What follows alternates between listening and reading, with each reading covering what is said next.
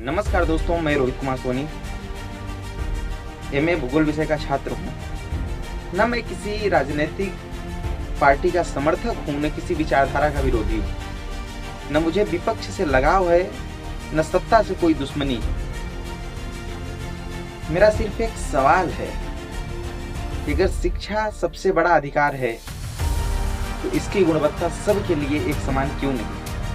मैं देश की युवा पीढ़ी हूँ और मेरा बस इतना सा आग्रह है कि शिक्षा पर राजनीति कम और सुधार ज़्यादा होना चाहिए, क्योंकि एक बेहतर भविष्य का निर्माण भाषणों के ढेर से नहीं बल्कि एक बेहतर शिक्षा से होता है और सपने साकार अवसरों से होते हैं, न कि बातों से। मेरा ये विश्वास है कि जिस दिन किसी नेता, मंत्री, विधायक या बड़े स्तर के अधिकारियों के बच्चे भी उसी स्कूल में पढ़ेंगे जिस स्कूल में एक गरीब किसान का बेटा, एक मजदूर की बेटी पढ़ती है, उस दिन उस जर्जर बिल्डिंग की छतें भी सुधारी जाएंगी, टूटी हुई बेंचें भी बदली जाएंगी और खाली पड़े पद भी भरे जाएंगे और शिक्षा को प्राथमिकता भी मिलेगी।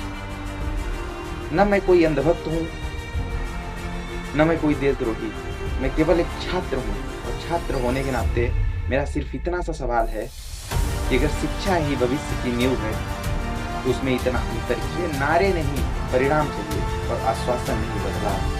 हर कर्म अपना करेंगे ऐ वतन के।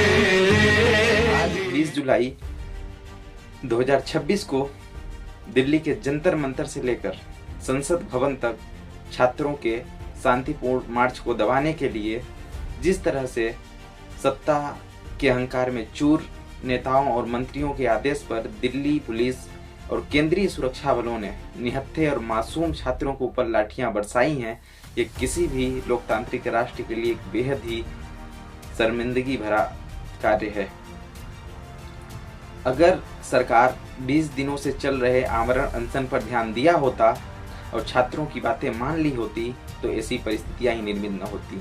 और छात्रों की मांग क्या है? एक सामान्य सी मांग है कि देश में इतने व्यापक स्तर पर हो रहे पेपर लीक घोटालों को रोकने के लिए शिक्षा मंत्रालय में बैठे अयोग्य मंत्री धर्मेंद्र प्रधान को बदल करके किसी योग्य व्यक्ति के हाथ में शिक्षा मंत्रालय की कमान दी जाए, क्योंकि शिक्षा ही भविष्य की नींव है और उसके साथ ही खिलवाड़ करना है, ये बेहद ही गंभीर स्थिति को जन्म दे सकता है।